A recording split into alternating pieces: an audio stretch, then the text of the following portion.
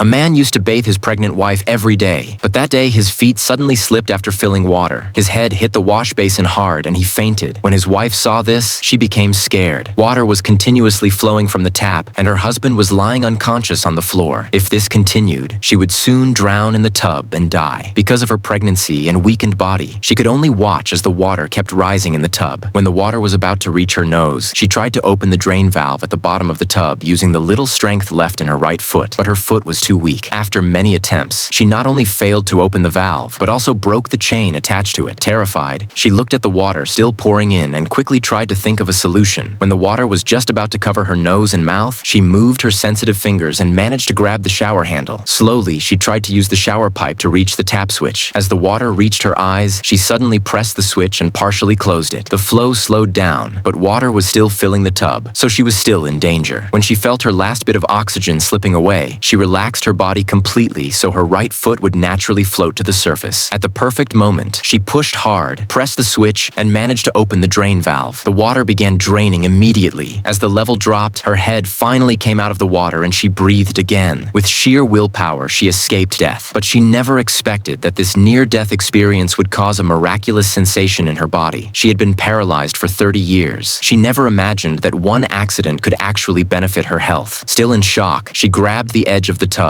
ready to check her husband's condition. But to her surprise, he was nowhere on the floor. Fear spread through her body. If he had not fainted, then why wasn't he helping her? What was happening? She immediately stood up, confused and terrified. She had been paralyzed for 3 decades, yet after drowning, she suddenly felt movement returning to her body. Gathering all her strength, she climbed out of the tub, reached the phone in one breath, and tried to call the police. But just as she dialed the number, she noticed a shadow moving outside the door. Laura froze. She feared that there were intruders or robbers inside the house. Holding her breath, she stayed silent so they wouldn't hear her. Then she quietly picked up a piece of broken glass, approached the door carefully, and used the reflective surface to see who was outside.